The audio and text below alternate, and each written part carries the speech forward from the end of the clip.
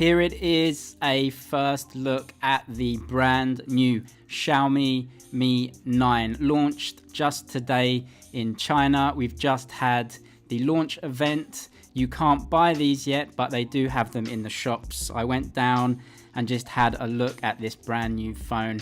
A phone that we all knew about weeks ago.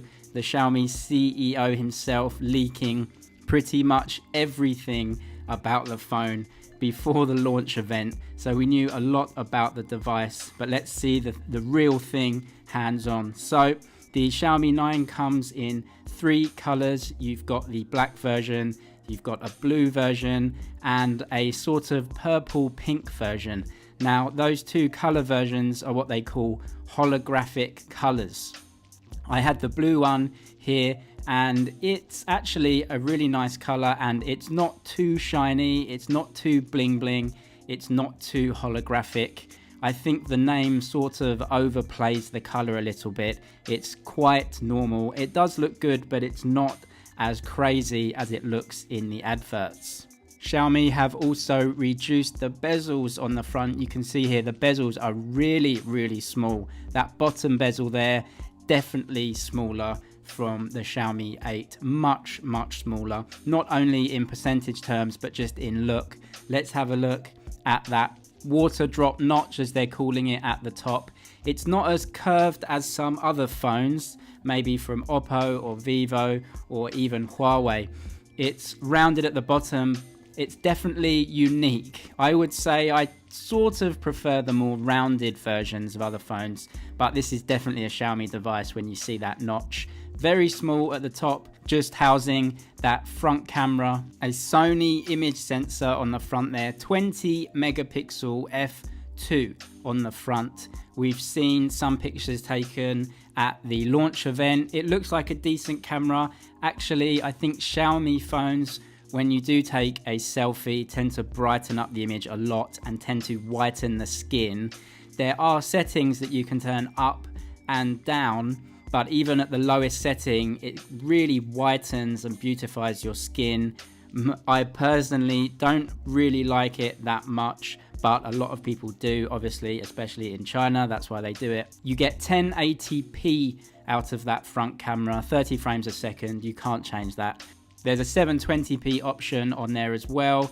I don't know why, just leave it at 1080p. It's a Sony image sensor, so you know you're going to get some decent quality images out of that. Xiaomi also say they give you AI in the front camera as well. A term I think is used a little bit too much in today's smartphones, but they tell you that they give you it anyway. Front-facing cameras are never the best, but it's a 20 megapixel camera that Xiaomi put on the Mi 9. Just watching some video here, I thought the clarity on that screen, you can see the blacks either side of the video are just so deep black. This is an AMOLED screen, and it's really good for the price. It's not as good as the Samsung top level panels. I think maybe the iPhones is a bit better than this as well, but those colors are really nice, and those blacks, just look at them, they're really just super dark black. Getting onto the back and the camera at the back, you can just see the color here.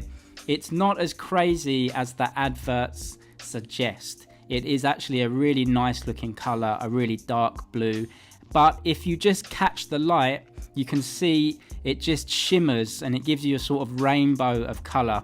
It is really nice in person. Really was lovely to hold it. Great color, deep, rich blue. And I've not seen that sort of holographic effect on other smartphones. Getting to that triple camera bump at the top. You have 3 cameras on this version. The Xiaomi 9 obviously upgraded from the Xiaomi 8, which had 2. A main image sensor, which is 48 megapixels. That is a Sony sensor. Xiaomi have said that according to DxOMark, they're the #1 smartphone for shooting video, #3 smartphone for taking photos. I'm not a massive fan of the DxOMark system, but they said it anyway. That 48 megapixel sensor is an f1.75. It's a pretty good number. Obviously it's a Sony sensor, so you're going to be getting sharp images out of that one. Supporting that is a 12 megapixel telephoto lens, 2x zoom, f2.2. That helps with shooting portraits. It's obviously a zoom lens if you want to get closer to things. Then we get to the third camera, which is a 16 megapixel Sony IMX481. f2.2 on that one. That is a super wide angle camera. The field of view on that one is 117 degrees. That is really wide. That's going to help if you want to take some landscape shots, or if you're inside and you just want to get more people in the frame. Actually, what's cool about a super wide angle lens is you can get really close to things as well, but also keep a lot of other things in the shot. It's a really useful, really versatile lens, and I'm really glad that Xiaomi have included that on the Xiaomi 9. In terms of video performance, you get 4K on here, 4K up to 60 frames a second, 1080p as well. There's a 720p option if you want to take lots and lots of video and you're worried about space. It only works at 30 frames a second, and of course slow-mo, 120, 240 and up to 960 frames a second slow-mo in 1080p. That's a really good set of numbers. There is a lot of options there if you shoot a lot of video. Really glad. I really can't complain about any of the options that Xiaomi are giving us on this year's device. A triple camera is really useful and certainly something you need if you're packing that Snapdragon 855. You want to take full advantage of that processor, and Xiaomi have got the hardware to do it. All the options in there that you would expect.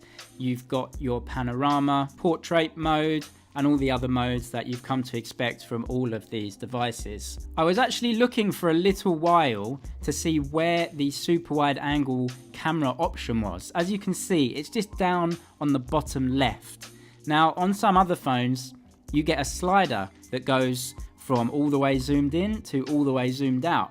I think that's a little bit more intuitive. It's almost counterintuitive to press an entirely different button just to get the wide angle camera. You can see here, I was just testing the video, the Xiaomi 9 doesn't have any optical image stabilization. It doesn't have any hardware that stabilizes the image when you're taking it. This is a little bit of a letdown personally, because I love image stabilization hardware plus software together, but the Xiaomi 9 uses the Snapdragon 855 and electronic image stabilization after the fact, just to make the video a little bit smoother. I was hands-on with the Redmi Note 7 a few weeks ago, tested that out, tested the image stabilization, and I was so surprised how good the electronic image stabilization was from that Snapdragon 660.